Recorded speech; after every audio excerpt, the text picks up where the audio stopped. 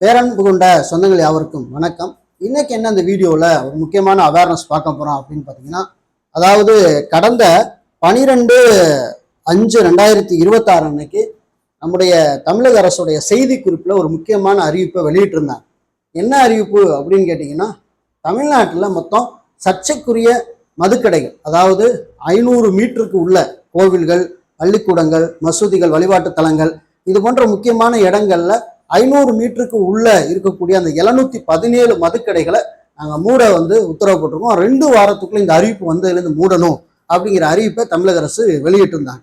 அதன் அடிப்படையில் இத்தனை கடை மூட போறோம் அப்படிங்கிற கடையோட நம்பர் வெளியிடணும்னு சொல்லி நம்ம தகவல் பெறும் உரிமை சட்டம் மூலம் கேட்டிருந்தோம். சென்னையை சேர்ந்த திரு காசிமேன் அவர்கள் கேட்டிருந்தாங்க.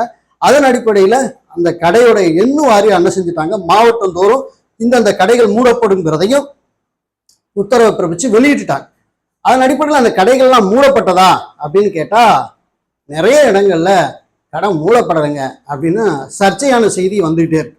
அந்த வகையில் பார்த்தீங்கன்னா, நேற்று நான் ஒரு ஊருக்கு போயிருந்தேன் பக்கத்தில். அந்த ஊரில் நாங்கள் எப்போதும் போய் டீ சாப்பிட்றது வழக்கம். அப்படி டீ சாப்பிடலாம்னு நானும் பாலாவும் நின்றுட்டு இருக்கும்போது எங்களையே ஒருத்தர் குறுகுறுன்னு அந்த டீ கடையிலேருந்து முறைச்சி பார்த்துட்டே இருந்தார். யார் அது நம்மளே குறுகுறுன்னு பார்த்துட்டே இருக்காரு அப்படின்னு நம்ம கேட்போம்னு நினச்சோம். ஆனால் கேட்கல. அப்புறம் நாங்கள் வாட்டில் டீ சாப்பிட்டு இருந்தோம். அப்புறம் அவரா திடீர்னு எந்திரிச்சு ஆர்டிஐன்னு உங்கள் டிஷர்ட்டில் போட்டிருக்கு அப்படின்னாரு. ஆமாம், நாங்கள் ஆர்டிஐ பண்ணுறவங்க தான், என்ன வரோம் சொல்லுங்கள் அப்படின்னு. அப்புறம் அவர் சொன்னார், இந்த மாதிரி பக்கத்து ஊரில் முருகேசன் ஒருத்தர் இருக்காராம், அவர் இந்த ஆர்டிஐ சம்மந்தமான எல்லாமே சொல்லுவாராம். அதனால் நான் ஒரு ஆர்டிஐ போட்டிருக்கேன், அந்த ஆர்டிஐ சம்மந்தமான தகவல் அவர்கிட்ட கேட்கணுங்கிறதுக்காண்டி தான் நான் அவரை தேடி வந்திருக்கிறேன். பக்கத்து ஊரில் அந்த முருகேசனுங்கிறவர் உங்களுக்கு தெரியுமா அப்படின்னு கேட்டார். நான் சொன்னேன், நான் தான் அது, என்ன விஷயம்னு சொல்லுங்க அப்படிங்கிற போது அவர் ஒரு பெரிய கட்டையை என்ன செஞ்சார் அப்படின்னா, பேப்பரை எடுத்துட்டு வந்திருந்தார். இதுல எங்க மாவட்டத்தில் வெளியிட்ட செய்தி குறிப்பு, அது தொடர்பாக அவர் வெளியிட்ட ஆர்டிஐக்கு அவங்க கொடுத்த பதில், அதுக்கப்புறம் இவர் மாவட்ட ஆட்சியர்கிட்ட கொடுத்த ஒரு புகார் மனு. ஸோ இது எல்லாத்தையும் ஒரு இணைச்சு என்ன பண்ணியிருந்தார், ஊர் மக்கள்கிட்ட வாங்கியிருந்த கையெழுத்தோட சேர்த்த ஒரு புகார் மனு. அப்புறம் இவர் நீதிமன்றத்தை அணுகி அந்த நீதிமன்றம் வாங்கின உத்தரவு எல்லாத்தையும் ஒரு பேப்பர்ல என்ன செஞ்சாரு அப்படின்னா ஒரு பின் பண்ணி ஒரு பையில வச்சு எடுத்துட்டு வந்திருந்தார். அதெல்லாம் உட்காந்து பொறுமையா படிச்சு பார்க்கும்போது அவர் சொன்னது என்னன்னா, நான் முன்னாள் ஊராட்சி மன்ற தலைவர், நான் திருவாரூர் தலைவர் இருக்கக்கூடிய பண்ணவை கிராமத்தை சார்ந்தவர். எங்க ஏரியாவில் 2 மதுக்கடை இருந்துச்சு. அதுல ஒரு மதுக்கடையை இந்த கோயிலுக்கு பக்கத்துல 100 மீட்டர் இருக்குங்கிறக்காண்டி ஏற்கனவே நான் என்ன பண்ணிட்டேன்னா உயர்நீதிமன்றத்தை அணுகி நான் அதை அந்த கடையை மூட வச்சிட்டேன். ஆனா இன்னொரு கடை, அந்த கடை பார்த்தீங்கன்னா 100 மீட்டர் இல்லாமல் 115 மீட்டர், ஒரு 15 மீட்டர் எக்ஸ்ட்ரா போயிட்டு சொல்லி அந்த கடையை மூடாம அப்படி விட்டுட்டாங்க. ஆனா அது செயல்பாட்டில் இருக்கக்கூடாதுன்னு மாவட்ட ஆட்சியரும் உத்தரவு போட்டாரு. நானும் போய் நீதிமன்றம் போய் ஜட்ஜ்மெண்ட் வாங்கிட்டு வந்ததுல அந்த கடையை மாவட்ட ஆட்சியர் உத்தரவு போட்டு அந்த கடையை செயல்பட பண்ணணுங்கிறது ஜட்ஜ்மெண்ட் ஆர்டர் வாங்கிட்டு வந்துட்டேன். ஆனா அது மறைமுகமா இன்னைக்கு வரைக்கும் அந்த கடை செயல்பாட்டில் இருக்கு. சரி, ஓகே, அது தொடர்பாக நீங்க என்ன முயற்சி எடுத்தீங்க அப்படின்னா, இல்ல தமிழக அரசு வெளியிட்ட அந்த அறிவிப்புல கூட அந்த கடையோட எண்ணு வந்திருக்கு, அந்த கடையை மூட சொல்லி உத்தரவு போட்டிருக்காங்க. ராமநாதபுரம் மாவட்டத்தில் மொத்தம் 29 கடை மூட சொல்லி உத்தரவு போட்டதுல இந்த கடையோட நம்பரும் வந்திருக்கு. ஆகவே ஆனா இன்ன வரைக்கும் ப்ராப்பரா அதை மூடுவதற்கான எந்த நடவடிக்கையும் எடுக்கல. பக்கத்துல குளம் இருக்கு, பக்கத்துல கோவில் இருக்கு, அன்னைக்கு பெண் பிள்ளைங்க போற போக்குவரத்து பிரச்சனைலாம் இருக்கு. ஆகவே இது ரொம்ப பிரச்சனைக்குரிய ஒரு விஷயமா இருக்கு. இதை மூடணும். இது தொடர்பா ஏதாவது நடவடிக்கை எடுத்திருக்காங்களாங்கிறத கேட்கறதுக்கு தான் ஆர்டிஐ நான் பதிவு பண்ணேன். ஆனா ஆர்டிஐக்கு அவங்க வித்தியாசமா பதில் கொடுத்துருக்காங்க. இதை படிச்சு பார்த்துட்டு நீங்க சொல்லுங்கன்னு சொல்லி கொடுத்தாரு. நம்ம அதை படிச்சு பார்த்ததுக்கு அப்புறம் இவர் ஆர்டிஐல கேள்வியா கேட்காம, தகவலா கேட்காம ஒரு கோரிக்கை மனு மாதிரி வச்சதுனால அவங்க என்ன பண்ணிட்டாங்க அப்படின்னா, இது கோரிக்கை மனு மாதிரி இருக்கு, அதனால ஆர்டிஐல இந்த இதுக்கு பதில் தர வழிவகை செய்ய முடியாது அப்படின்னு சொல்லி பதில் கொடுத்தாங்க. தமிழ்நாடு மாநில வாணிப கழகம் ராமநாதபுரம் மாவட்டத்திலிருந்து இந்த தகவலை கொடுத்துட்டாங்க. அதுக்கப்புறம் நம்ம இதெல்லாம் பார்த்து கேதர் பண்ணி கிட்டத்தட்ட ஒரு 10 விதமான தகவல்களை கேட்டு என்ன பண்ணோம்னா ஆர்டிஐ ரெடி பண்ணி நம்ம அந்த சகோதரர் அவர்களுக்கு நம்ம கொடுத்தோம். ஸோ அதன் அடிப்படையில் இந்த செய்தியை ஏன் உங்களுக்கு நான் சொல்றேன் அப்படின்னு கேட்டீங்கன்னா, கண்டிப்பா இதே போல பிரச்சனை உங்க ஏரியாவிலையும் இருக்க வாய்ப்பு இருக்கு. அதாவது கடை மூடுவதற்கான உத்தரவை பிறப்பிச்சிருந்திருக்கலாம், மேபி அந்த கடையோட எண்ணு வெளியில வந்திருக்கலாம். ஆனா கடை மூடுவதற்கான எந்த விதமான ஒரு முயற்சியும் எடுக்காம இருந்திருக்கலாம். அந்த மாதிரி ஏதாவது இஷ்யூ இருந்துச்சுன்னா கண்டிப்பா இந்த மாதிரி ஆர்டிஐ பயன்படுத்தி நீங்க தகவல்களை கேட்கலாம் அப்படிங்கிற ஒரு அவேர்னஸ்க்காக தான் இந்த பதிவு. நம்ம ஆர்டிஐல என்ன கேட்டோம் அப்படிங்கிறதையும் இந்த வீடியோல முழுசா உங்களுக்கு சொல்ல போறோம். இப்போ நம்ம சேனலை முதல்ல பாக்குறீங்கன்னா மறக்காம சப்ஸ்கிரைப் பண்ணி சப்போர்ட் பண்ணுங்க. இது போன்ற பதிவுகள் உங்களுக்கு வரணும்னு நினைச்சா பெல் ஐகானை கிளிக் பண்ணி வச்சுங்க. அப்பதான் நோட்டிபிகேஷன்ல தகவல் உங்களுக்கு உடனே சரி, வாங்க வீடியோக்குள்ள போலாம்.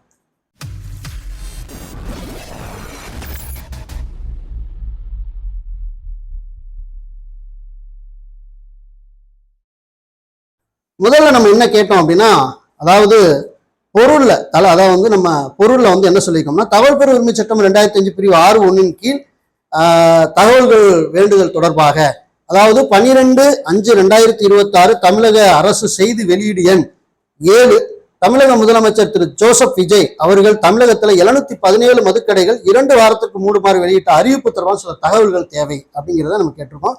1, ராமநாதபுரம் மாவட்டத்துல இந்த அறிவிப்பின் மூலம் மூடப்பட்ட மதுக்கடைகளின் எண்ணிக்கையும் மற்றும் மூடப்பட்டுள்ள கடைகளின் எண்களையும் தகவலாக தருக. ஏன்னா அவங்களே தரட்டும் அப்படிங்கிறத நம்ம கேட்டிருக்கோம். 2வது, மூடப்பட்டுள்ள மதுக்கடைகள் எந்தெந்த ஊர்களில் மூடப்பட்டது என்று முகவரியோடு தகவல் தருக. 3வது, எந்தெந்த தேதியில் எந்தெந்த மதுக்கடை மூடப்பட்டது என்ற தகவல் மூடப்பட்ட தேதி வாரியாக தருக அப்படின்னு சொல்லி கேட்டிருக்கு. ஏன் கேட்கிறோம் அப்படின்னு பாத்தீங்கன்னா, எல்லாத்தையும் ஒரே நாள்ல மூடி இருக்க மாட்டாங்க. இந்த தேதியில இந்த கடை மூடிருப்பாங்க, அடுத்த ஒரு தேதியில இன்னொரு கடை மூடிருப்பாங்க.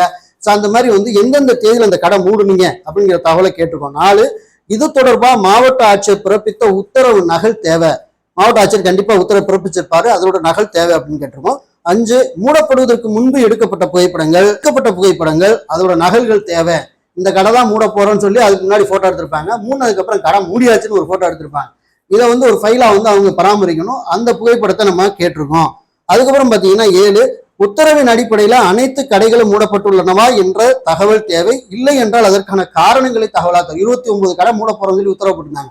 இந்த உத்தரவின் அடிப்படையில் கடை எல்லாத்தையும் மூடிட்டீங்களா, இல்ல மூடாம இன்னும் சில கடைகள் இருக்கா, அப்படி இருந்தா அதுக்கான காரணத்தை தகவலா தருகன்னு கேட்டிருக்கோம். 7, ராமநாதபுரம் மாவட்டத்தில் தற்போது செயல்பாட்டில் உள்ள மதுக்கடைகளின் எண்ணிக்கை கடை எண் வாரியாக தகவல். மாவட்டத்துல மொத்தம் எத்தனை மதுக்கடை தான் இருக்கு, அதோட மதுக்கடை எண் வாரியா தகவலை கொடுத்துரு அப்படிங்கிறத நம்ம கேட்டிருக்கோம். அதுக்கப்புறம் பாத்தீங்கன்னா 1/1/2023 முதல் நடப்பு தேதி 7/8/2026 வரை ராமநாதபுரம் மாவட்டத்துல, அதாவது தங்கள் அலுவலகத்துக்கு வரப்பட்ட புகார் மனுக்கள் தொடர்பான தகவல் தேவை. அந்த மனுக்களோட எண்ணிக்கை, அது தொடர்பான எத்தனை மனுக்கள் ஏற்றுக்கொண்டீங்க, எத்தனை மனுக்கள் இதுவரைக்கும் நிலுவையில் இருக்கு, எத்தனை மனுக்கள் நிராகரிப்பு செஞ்சிருக்கீங்க, அது குறித்த தகவலை தருக அப்படின்னு கேட்டிருக்கோம். அதுக்கப்புறம் அந்த சகோதரர் சென்னை உயர்நீதிமன்றத்துல போய் ஒரு உத்தரவு வாங்கியிருந்தார்ல, அந்த உத்தரவுக்கு என்ன நடவடிக்கை எடுத்திருக்கீங்க அப்படிங்கிறத நம்ம கேட்டிருக்கோம். 10வது, மதுக்கடை எண், அதே தான் அவர் ஏரியாவில் இருக்கிற அந்த மதுக்கடை எண், அந்த 2 கடையோட எண்ணையும் போட்டு இது தொடர்பாக எடுக்கப்பட்ட நடவடிக்கை என்ன, அதோட நிலைப்பாடு என்ன அப்படிங்கிறத நம்ம கேட்டிருக்கோம். அதுக்கப்புறம் நம்ம கேட்ட தகவல் எல்லாமே தகவல் பெறும் உரிமை சட்டம் 2005 பிரிவு 2F கீழே 14 தகவல்கள் ஒரு தகவலை தான் அடங்குங்கிறதுல எந்த மாற்று கருத்தும் கிடையாது. கட்டணமாக 10 ரூபாய் நீதிமன்ற வில்லை ஒட்டி இருக்கிறோம். பிரிவு 7(1) மீறாம 30 நாட்களுக்கு பதில் தருவீர்கள் என நம்புகிறோம். பிரிவு 7(8)(3) படி மேல்முறையீட்டு அதோட முகவரி தருக அப்படிங்கிறத கேட்டு நம்ம இந்த ஆர்டியை முடிச்சிருக்கோம். இது ஒரு மாடலா வேணா உங்களுக்கு வீடியோ கீழே டிஸ்கிரிப்ஷன்ல தரேன். நீங்க எடுத்து உங்க மாவட்டத்தில் எத்தனை கடை மூடப்பட்டிருக்கு அப்படிங்கிறத இந்த ஆர்டியை பயன்படுத்தி ஒரு மாதிரியா நீங்கள் கேட்டீங்கன்னா, மூடப்படாத கடை இருந்தா கண்டிப்பா அதற்கான காரணத்தை நம்மளுக்கு தெரிஞ்சிடும். நம்ம அரசுக்கு மேல என்ன செய்யலாம், ஏன்னா மேல்மட்டத்தில் இருக்க அரசு உத்தரவு போட்டுருச்சு, கீழ்மட்டத்தில் இருக்க அலுவலர்களை செயல்படுத்தாம ஏதோ ஒரு இஷ்யூ இருக்கு அப்படின்னு சொன்னா கண்டிப்பா அந்த தகவலையும் நம்ம தான் அரசு கடத்த வேண்டிய தேவை இருக்கு. அதனால உங்களுக்கு இந்த வீடியோவை பகிர நான் கடமைப்பட்டிருக்கிறேன். ஆகவே இந்த தகவல் உங்களுக்கு யூஸ்ஃபுல்லா இருக்குன்னு நினைக்கிறேன். நிச்சயமா அனைத்து மக்களுக்கும் இந்த தகவல் போய் சேரணும். எல்லாருக்கும் பகிருங்க. மீண்டும் நல்ல தகவலோடு உங்களை வேற இடம் சந்திக்கிறேன். நன்றி, வணக்கம்.